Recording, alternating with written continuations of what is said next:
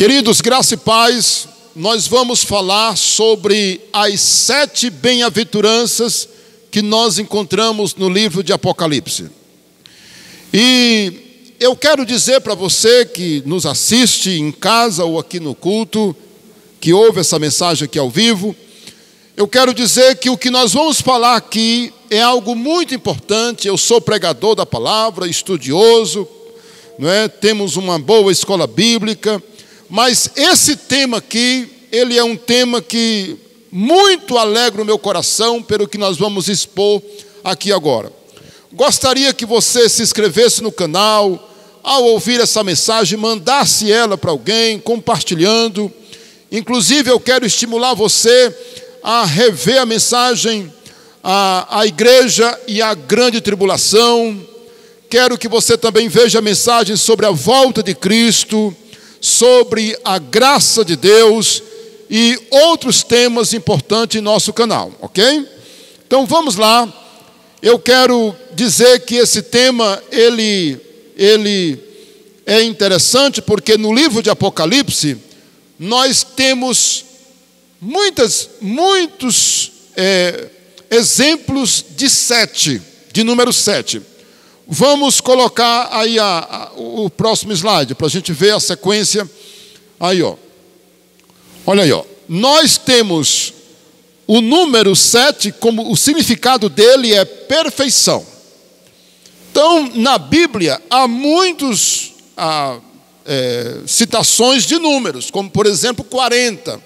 40 anos, 40 dias, e nós encontramos a tentação de Jesus, o jejum de Jesus, Moisés no monte, e etc, etc.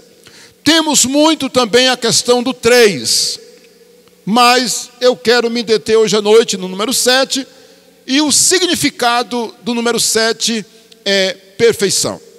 E no livro de Apocalipse aparece 7 anjos, 7 igrejas, 7 selos, 7 trombetas, as 7 últimas taças da ira de Deus e, claro, o tema de hoje, as 7 bem-aventuranças. Tem outros 7 também no Apocalipse, mas não é o caso da gente apresentar agora. Vamos nos deter nesse ponto aí, tá? Tem o número 12 também, etc. Em outras partes da Bíblia. Muito bem. Quais seriam essas bem-aventuranças e qual o propósito delas? Como nós sabemos que na Bíblia não tem nada por acaso, eu creio que de forma divina, de forma direcionada da parte de Deus, Ele colocou no livro de Apocalipse 7 bem-aventuranças. Vamos para a primeira. A primeira é essa aí, ó. Bem-aventurados que leem, ouvem e praticam as palavras desta profecia. Ela está no livro de Apocalipse, capítulo 1, verso 3. Vamos manter o livro aberto, porque a gente vai ler alguns versículos e capítulos, né? Olha aí, ó. Versículo 3. Bem-aventurados aqueles que leem e aqueles que ouvem as palavras da profecia e guardam as coisas nela escritas, pois o tempo está próximo. Essa bem-aventurança, irmãos, que aparece aqui no livro de Apocalipse, ela nos traz exatamente a ideia de nossos deveres, ou do nosso dever, em relação à Bíblia toda. Nós temos que ler a palavra. Hoje, um grande problema dos cristãos, não só do Brasil, mas do mundo inteiro, é o pouco conhecimento que eles têm da palavra. E não é porque esteja se referindo a Apocalipse que só se aplica a Apocalipse, mas todo o nosso dever de ler a palavra, e claro, especialmente o livro de Apocalipse. Os que ouvem e aí você pode não entender, mas irmãos, há poucos dias atrás nós fizemos um curso com relação à fé vem pelo ouvir. Olha, é incrível como nós não nos damos conta da importância do verbo ouvir, ou de ouvir a palavra. Sabe por quê? Encontramos pessoas que não têm acesso à leitura, não sabem ler, ou então não tem o texto, aí entra o rádio, entendeu? A pregação pelo som, a pregação através de rádio, um exemplo de som, volante e etc, e etc. Pela audição.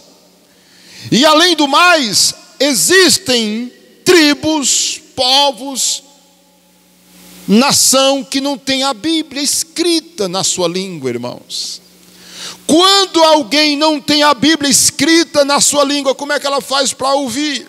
Ou melhor, para conhecer a palavra? É ouvindo.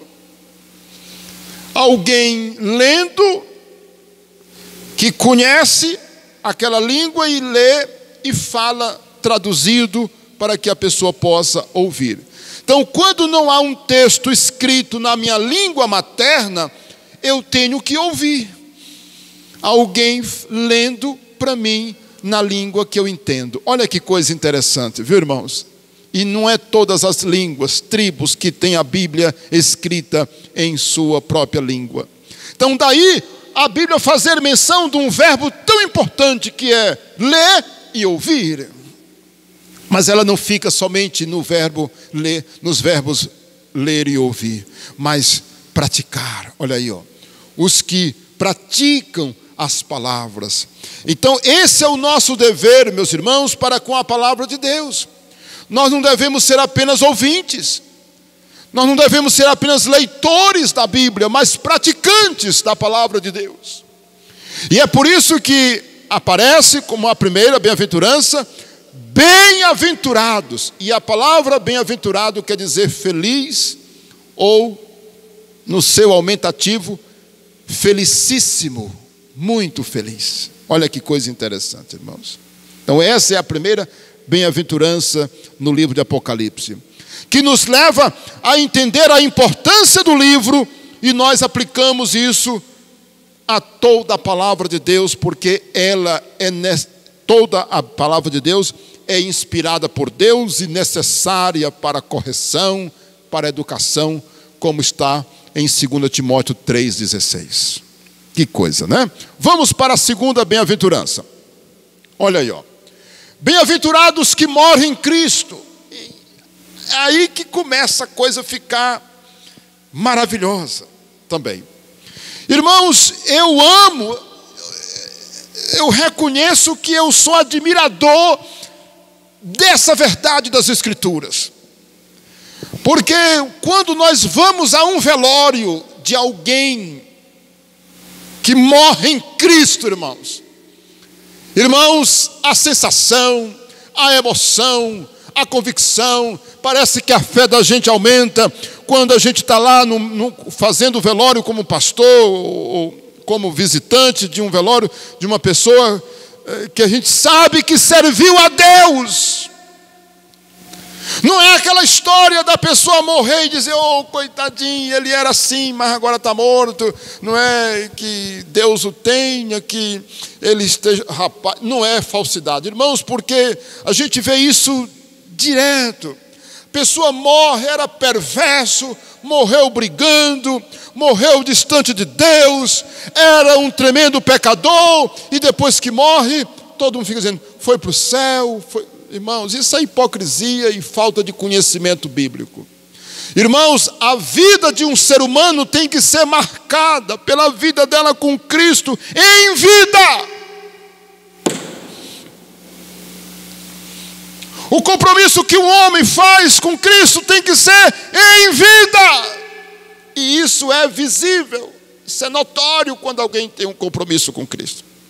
E é isso que a Bíblia está dizendo, bem-aventurados que morrem em Cristo. E sabe onde é que está essa bem-aventurança? Veja comigo o capítulo 14, capítulo 14, aleluia. Olha o que está escrito aí, queridos.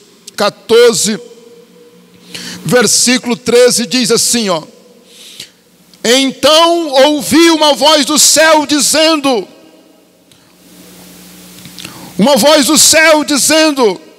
escreve, bem-aventurados mortos que desde agora morrem no Senhor. Sim, diz o Espírito, para que descansem de suas fadigas, pois as suas obras os acompanham. Irmãos, a Bíblia deixa claro que quando um cristão parte para a eternidade, irmãos, ele vai para perto de Cristo. Que coisa maravilhosa.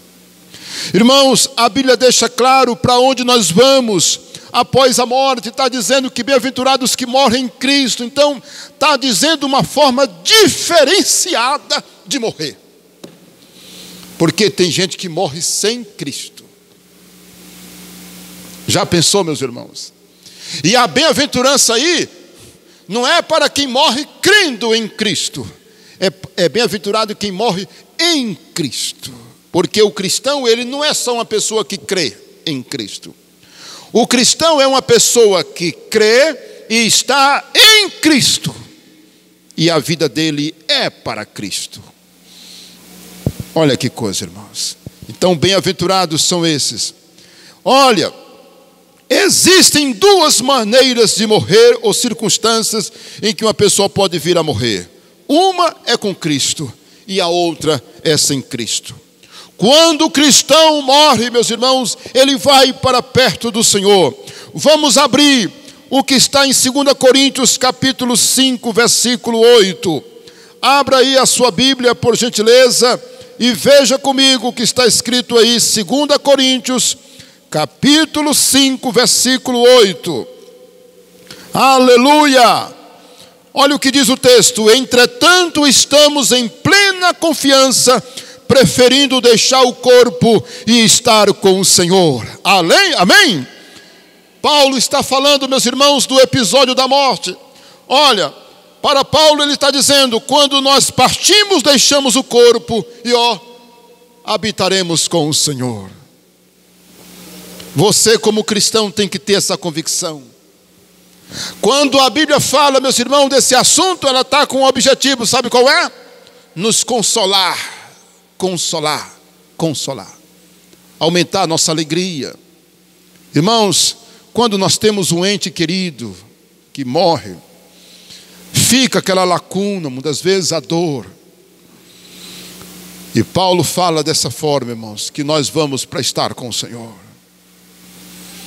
Já se colocou no túmulo de alguém que era servir a Cristo. Sabe como foi que colocaram?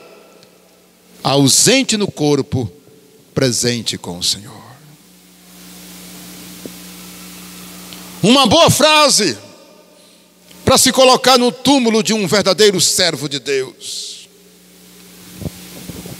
Na pedra que fica lá em cima do túmulo. Ausente no corpo, presente com o Senhor. Paulo está dizendo, prefiro deixar o corpo e estar com o Senhor. Abra sua Bíblia em Filipenses capítulo 1, versículo 21. Filipenses está na frente de Efésios, Colossenses, de Efésios, capítulo 1, versículo 21. Portanto, para mim o viver é Cristo e o morrer é lucro. Quem pode dizer amém? Paulo está falando que o viver é Cristo, mas o morrer é lucro. O 23 diz, ora, de um lado e do outro estou constrangido, tendo o desejo de partir e estar com Cristo, o que é incomparavelmente melhor. Aleluia. Meus irmãos, olha a visão que nós temos da morte. Olha a visão que nós temos do futuro. Morrer com Cristo é incomparavelmente melhor. É isso que Paulo está dizendo. E bem-aventurado aqueles que morrem em Cristo, irmãos. Ah, se os homens soubessem do perigo que eles estão correndo. Ah, se os homens entendessem. Que eu falo homem, o ser humano, né? Porque depois da morte não temos condições mais de nos reconciliar com Deus. Segue o juízo, Hebreus 9, 27. A reconciliação dos homens com Deus é enquanto está vivo. Por isso que bem-aventurado. E se bem-aventurado quer dizer feliz, qual seria o contrário? Infeliz aquele que morre sem Cristo. Porque depois da morte não tem mais condições. Que coisa, né, irmão? Vamos para a terceira. Olha aí a terceira. Bem-aventurado aquele que vigia e guarda as suas vestes, para que não ande nu e não se veja a sua vergonha ou a sua nudez. Essa referência, meus irmãos, está no capítulo 16, estamos falando de Apocalipse, versículo 15. Veja o que está escrito aí, ó. Eis que venho como vem o ladrão. Bem-aventurado aquele que vigia e guarda as suas vestes, para que não ande nu e não se veja a sua vergonha. Meus amados irmãos, que bem-aventurança grandiosa, não é isso? Por que será, meus irmãos, que bem-aventurado? O que é que tem nessa bem-aventurança? Irmãos, olha, a Bíblia fala muito de roupas, irmãos. Nós temos que admitir. A Bíblia fala de vestes. A Bíblia manda a gente trocar as vestes. A Bíblia manda a gente se vestir. A Bíblia adverte para que as pessoas não sejam encontradas espiritualmente nuas.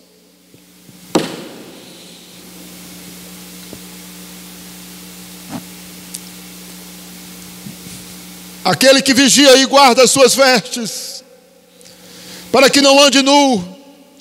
Eu quero que você abra comigo aí no livro de Apocalipse 3. Veja bem aí comigo no capítulo 3, verso 18. Quando Deus fala para aquela igreja de Laodiceia, versículo 18 diz o quê? Aquela igreja, aqueles irmãos pensavam que estavam bem espiritualmente. E olha o que Deus diz para eles. Vamos ler o 17 e o 18. Pois dizes, estou rico e abastado, não preciso de coisa alguma, e nem sabes que tu és infeliz, sim, miserável, pobre, cego e nu. Irmão, isso aqui é um estado de um mendigo, de um miserável que está no meio da rua. Ele não tem nada, ele não tem roupa, ele não tem, meus irmãos, nada para comer. Ele é um pobre, ele é um miserável, ele é um cego, ele não tem nem visão. É isso que Deus está dizendo desse povo aqui de Laodiceia. Olha o versículo 18. Eu aconselho-te de que de mim compres o ouro refinado pelo fogo, para te enriqueceres, vestiduras brancas, para te vestires, a fim de que não seja manifesto a tua vergonha da tua nudez, e colírio para ungires os olhos, a fim de que tu vejas. Irmãos, que coisa. Olha, tem gente que lamentavelmente a vida espiritual dela é uma vergonha. Ela não consegue ver, mas é exatamente isso. E isso é um alerta para nós, igreja, irmãos, que bem-aventurado aquele que está vigiando, que guarda as suas vestes, que anda em santidade, que quando Cristo voltar, ele não vai se apavorar, que ele não vai ficar se tremendo, porque será manifesta a sua vergonha. Irmãos, na vinda de Cristo, irmãos, você já parou para pensar o tanto de gente que vai chorar arrependida, só que de forma tarde demais? Pense, irmão, pense por um instante. Quantas pessoas não vão deixar de subir para o céu, meus irmãos, porque não creram, porque não se prepararam. E a Bíblia está dizendo, se prepara. A Bíblia está dizendo, se prepare, para que você não ande nu, para que não seja manifesta a sua vergonha. Irmãos, existem pessoas que você as conhece e que você não tem ideia do que está no coração delas, mas um dia será revelado para todo mundo ver e ouvir o que se passou e o que se passa nessas pessoas. Um dia será revelado. Ninguém engana a Deus ou esconde nada de Deus. Portanto, vamos andar conforme a palavra dele, seguindo os seus ensinamentos. Vamos para a quarta, né? Eu creio que está ficando, não estou correndo demais, né? Ok? Vamos. Olha aí, ó. A quarta, bem-aventurança. Bem-aventurado aqueles que são chamados à ceia das bodas do Cordeiro. E aí, não sei se você já está indo aí para Mateus, mas não vá agora não, deixa quieto. Já já a gente chega em Mateus. Irmãos, essa bem-aventurança aí, ela é demasiadamente importante para nós, porque está dizendo o seguinte: é tudo isso que nós aguardamos. Essa bem-aventurança, ela acontece na hora que Cristo vem nas nuvens. Essa bem-aventurança, ela está em Apocalipse 19. Abra aí a sua Bíblia, Apocalipse 19, versículo 6, 9. 19, versículo 9. Para a gente entender melhor, vamos ler o versículo 7 até chegar no 9, pode ser? Olha aí, ó. Alegremos-nos e exultemos, e demos-lhe a glória, porque são chegadas as bodas do Cordeiro, cuja esposa a si mesma já se ataviou. Vocês sabem o que quer dizer isso? Se enfeitou. As bodas do Cordeiro, o casamento, o encontro da igreja com Cristo. Pois lhe foi dado vestir-se de linho finíssimo, resplandecente e puro, porque o linho finíssimo são os atos de justiça dos santos. Olha aí, ó. O linho resplandecente, ó. Olha aí, ó, versículo 8. Dado vestir-se de linho finíssimo. Sabe o que quer dizer isso? Tecido valioso. Depois, resplandecente. A palavra resplandecente aqui dá a ideia de branco.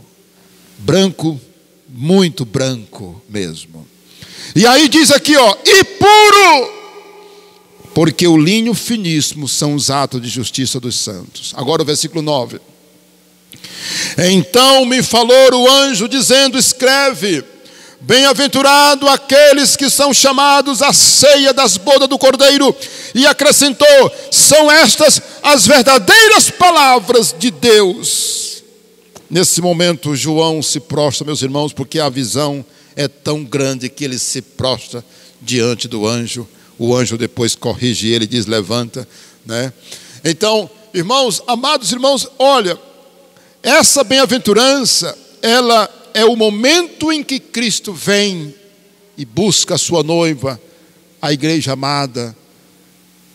Ele que é o Cordeiro, e aqui é feita a festa, se cumprindo Mateus 26, versículo 29. Vamos abrir lá, porque na semana passada nós celebramos a ceia, não foi? Agora vamos ver aí, ó, onde vai se cumprir, o momento em que se cumpre esse versículo aí, ó. Mateus 26, versículo 29 diz assim: digo-vos que desta hora em diante não mais beberei do fruto da videira, até aquele dia que eu hei de beber novo convosco no reino de meu Pai. É isso aqui, meu irmão. Um dia, meus irmãos, a igreja vai estar com o seu Senhor. Ele está conosco, porque Ele disse que nunca nos deixaria, não é verdade? Só, meus irmãos, que o Senhor um dia vai estar presente mesmo. Ele conosco e nós com Ele. E Ele disse, Ele profetizou e disse: eu não beberei mais do fruto da videira até aquele dia que eu hei de beber de novo com vocês. Bem-aventurado aqueles que estão chamados, irmãos. E nós estamos numa sequência. Lembre que nós estamos numa sequência. Já já nós vamos chegar na quinta, não é? E olha aí a quinta, bora lá, bora apressar o passo. Olha o que diz a quinta. Meu Deus, Nós estamos numa sequência. Bem-aventurado e santo é aquele que tem parte na primeira ressurreição. Aí agora você vai lembrar daqueles que morreram em Cristo. Quem é que vai ter parte na primeira ressurreição, meus irmãos? Quem é que vai ter parte na primeira ressurreição para que essa bem-aventurança se cumpra na vida dele? Eu creio que vocês sabem a resposta, não sabe? Quem é que vai ter parte na primeira ressurreição? Vamos abrir em 1 Tessalonicenses capítulo 4. Olha o que está escrito lá, queridos. Primeiro livro de Tessalonicenses, capítulo 4, versículo 13. Não queremos, porém, meus irmãos, que sejais ignorantes com respeito aos que dormem, ou seja, os que morreram, para não vos entristecerdes como os demais que não têm esperança. Pois se cremos que Jesus morreu e ressuscitou, assim também Deus, mediante Jesus, trará na sua companhia os que dormem. Aleluia. Ora, ainda vos declaramos por palavra do Senhor isto: nós, os vivos, os que ficarmos até a vinda do Senhor, de modo algum precederemos os que já morreram, ou os que dormem. Porquanto o Senhor mesmo, dada a sua palavra de ordem, ouvida a voz do arcanjo e ressoada a trombeta de Deus, descerá dos céus, e os mortos em Cristo ressuscitarão primeiro. Meu Deus, os mortos em Cristo ressuscitarão primeiro, irmãos. A ressurreição vai acontecer, mas os que morreram em Cristo terão o privilégio de ressuscitar primeiro. Depois nós os vivos que ficarmos, seremos arrebatados juntamente com eles entre nuvens para o encontro do Senhor. Diga comigo, o encontro do Senhor nos ares, e assim estaremos para sempre com o Senhor. Deixa a sua Bíblia de lado e dê um grande aplauso ao Messias. Ele vai voltar e vai levar a sua igreja. Irmãos, nós cremos, esse dia vai acontecer, breve, em nome do Senhor Jesus. Maranata quer dizer vem Jesus, aleluia. Irmãos, essa é a nossa visão. Bem-aventurado aqueles que desde agora, eu citei, não é? Mas não li o versículo, né? Apocalipse 20, verso 6, você que está anotando. Diz claramente, bem-aventurado e santo é aquele que tem parte na primeira ressurreição. Sobre estes a segunda morte não tem autoridade, pelo contrário, serão sacerdotes de Deus e de Cristo, e reinarão com Cristo 1000 anos. Quem pode dizer amém?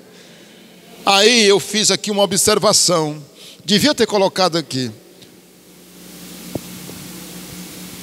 Diz aqui que aqueles que têm parte na primeira ressurreição têm um segundo privilégio, tem uma segurança a mais para eles. A segunda morte não tem poder sobre eles. Os que morreram em Cristo ressuscitarão primeiro, e a segunda morte não tem mais perigo de alcançá-los. E o que é a segunda morte, pastor? Olha aí, meus irmãos, capítulo 20 também, versículo, a gente poderia ler do 11 ao 15, mas vamos ganhar um pouquinho de tempo, vamos ler somente o 14.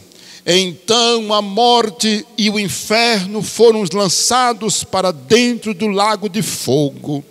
Esta é a segunda morte, o lago de fogo. Olha aí, ei, o cristão não tem medo de julgamento mais, irmãos. O julgamento do trono branco não é para os crentes. Você não já viu lá em Mateus que ele vai colocar as nações diante dele? E aqui no livro de Apocalipse, o juízo final está aqui, ó. Juízo final está aqui, ó. Capítulo 20, de 11 a 15. Pode ver o título aí da passagem. Esse juízo aqui não é para nós. Você está vendo aqui que vai ser aberto o livro da vida e os livros. E o versículo 15 agora, o que diz? E se alguém não foi achado escrito no livro da vida, esse foi lançado no lago de fogo, a segunda morte. Meus irmãos, que coisa. Quem morre com Cristo, ressuscita primeiro.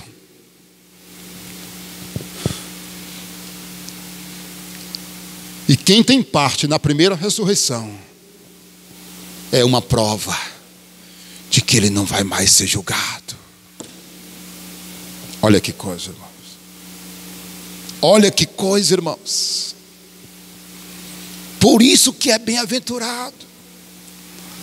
Por isso que é uma bem-aventurança. Está dizendo, olha, morra com Cristo. Se você tiver que morrer, morra, mas morra com Cristo. Viva com Cristo.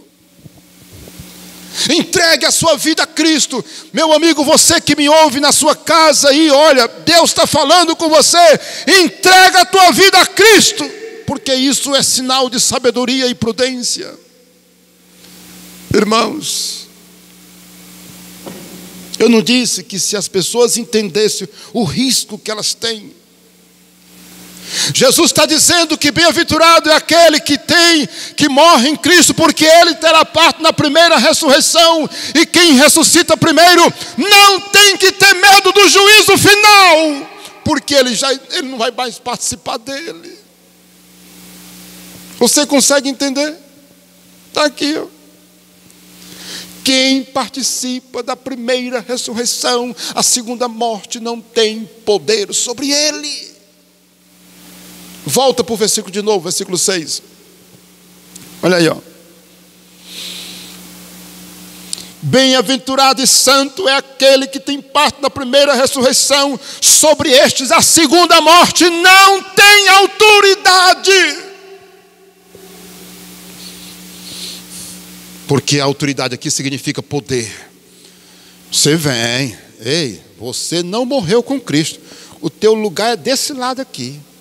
Tu vai passar pelo julgamento, tu vai ser julgado. Teu nome não está escrito no livro da vida. Cadê? Só não vai para o lago quem tiver com o nome escrito no livro da vida. Pensou aí? Vamos concluir? São 7, estamos na 5ª, né? Olha aí. Bem-aventurado aquele que guarda as palavras dessa profecia. E essa referência aí está no capítulo 22, versículo 7. Bora lá? Olha aí, ó, versículo 7 diz: eis que venho sem demora, bem-aventurado aquele que guarda as palavras da profecia deste livro. Se aplica não somente a Apocalipse, irmãos, mas a toda a Bíblia. Bem-aventurado aqueles que guardam a palavra de Deus. Eu posso ouvir um amém? Sabe por quê, meus irmãos? As pessoas são marcadas pelo desânimo. Sabia? Olha, muita gente é marcada pelo desânimo da fé. Elas guardam por um tempo, elas ouvem, elas leem, mas muitas das vezes as pessoas, embora conscientes, elas não perseveram. E é isso que a Bíblia está dizendo: persevere. Se hoje você é um crente, amanhã seja mais ainda. Se você está com 30 anos servindo a Cristo, continue firme, porque bem-aventurados são aqueles que se mantêm guardando a palavra de Deus. Eu posso ouvir um amém? E vamos concluir. A última.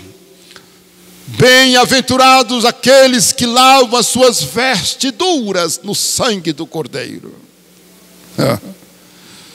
Oh, meu Deus. Irmãos, a Bíblia fala de vestes, não falei? A Bíblia fala muito de vestes, irmãos. Veste nos cobre, não é verdade?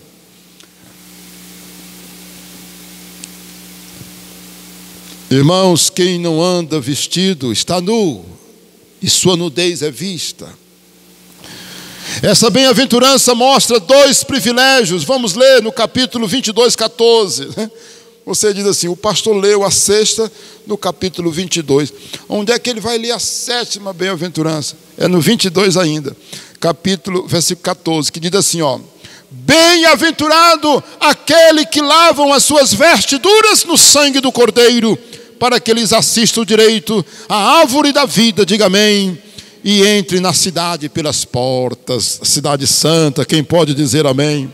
Olha, irmãos, essa bem-aventurança, ela mostra duas coisas, duas vantagens. Sabe qual é? É que você vai ter o direito de entrar e tomar posse de novo da árvore da vida. Olha que coisa interessante. A árvore da vida. Quando, meus irmãos, temos esse privilégio, a Bíblia fala desse privilégio. Olha, se você lavar suas vestes, está na sequência. Se você morreu com Cristo, vamos esquecer um pouco morrer, né? Vamos falar, se você vive com Cristo, se você está vivendo com Cristo, as suas vestes espiritualmente estão lavadas no sangue do Cordeiro, então elas estão limpas. Espiritualmente você está bem vestido, e quando você partir para a eternidade, vestes brancas lhe serão dadas. Olha que coisa! Vestes brancas lhe serão dadas, de linho finíssimo e resplandecente. E você terá o direito de entrar no jardim de Deus, no paraíso eterno, e ter acesso à árvore da vida. E sabe como é que você vai entrar na cidade santa? A nova Jerusalém. Você vai entrar pelas portas, porque o seu ingresso está garantido na mão. Aleluia. Você não vai lá entrar com a cabeça baixa, ou envergonhado, ou com medo de ser rejeitado. Aqui e acolá a gente ouve uma piada, uma brincadeira. E se você chegar no céu e o anjo lhe perguntar por que deixaria você entrar no céu, não sei o quê. Isso aí não é para nós, não. Essa brincadeira não. Quem morre com Cristo, vive com Cristo, entrará nas mansões celestiais, pelas portas.